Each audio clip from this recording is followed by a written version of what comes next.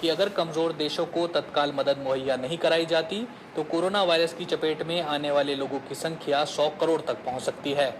International rescue committee का कहना है कि कोरोना वायरस संक्रमण के वैश्विक असर को रोकने के लिए आर्थिक और मानवीय सहायता की जरूरत है।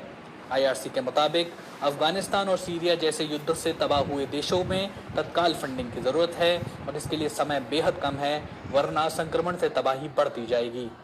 जॉन हॉपकिंस यूनिवर्सिटी के आंकड़ों के मुताबिक अब तक दुनिया भर में कोरोना वायरस के संक्रमण की चपेट में 30 लाख से ज्यादा लोग आ चुके हैं और इससे मरने वाले लोगों की संख्या 2 लाख के पार पहुंच चुकी है।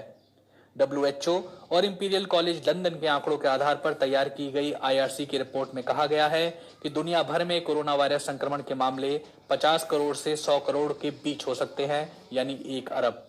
रिपोर्ट में यह भी कहा गया है कि संक्रमण की वजह से संघर्ष प्रभावित और अस्थिर देशों में करीब 30 लाख लोगों के मारे जाने की आशंका भी है। आईआरसी के प्रमुख डेविड मिलिबेंट का कहना है कि ये आंकड़े हमें झकझोरने के लिए काफी होने चाहिए।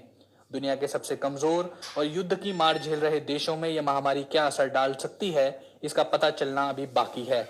इसलिए सबसे जरूरी है कि डोनर तुरंत फ्रंटलाइन कोशिशों को लेकर फंडिंग करें और लचीला रुख दिखाएं।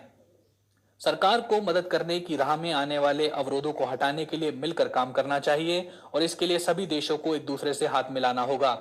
दुनिया भर में मानवीय संकटों से निपटने में मदद देने वाले अमेरिकी संगठन का कहना है कि परिवारों का आकार, आबादी का घनत्व, स्वास्थ्य संबंधी सेवाओं का स्तर और पहले से मौजूद संकट इन विकासशील देशों में महामारी के बड़े पैमाने पर फैलने का खतरा बढ़ा सकते हैं।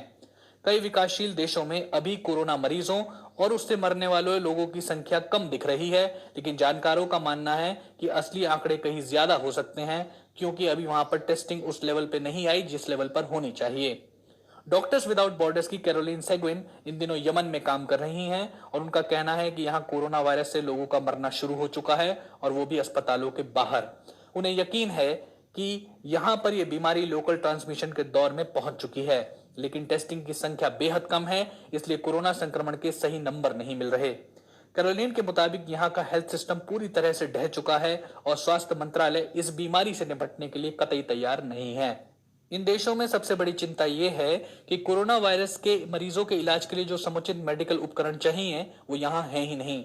अफगानिस्तान और पाकिस्तान जैसे देशों में प्रति 10 लाख लोगों के लिए 10 से भी कम वेंटिलेटर हैं। नाइजीरिया जैसे देशों में ये संख्या और कम है। ये खाई इस बात से समझी जा सकती है कि दुनिया में सबसे ज्यादा मौतें देखने वाले इटली जैसे देश में संकट की शुरुआत में प्रति 10 लाख लोगों के लिए 80 वेंटिलेटर थे। इसके बावजूद वहां तबाही का स्तर इतना ज्यादा रहा। ये आंकड़े समझाने के लिए काफी हैं कि अगर कमजोर देशों में कोरोना वायरस की बीमारी फैलती है तो वहां मरने वालों की तादाद हजारों या लाखों नहीं, वाकई करोड़ों में पहुंच सकती है। इसलिए सभी देशों को एक साथ मिलकर काम करना होगा। 1 अरब का आंकड़ा अभी डराने वाला लगता है, लेकिन जिस रफ्तार से कोरोना वायरस ने कुछ मुल्कों में तबाही मचाई है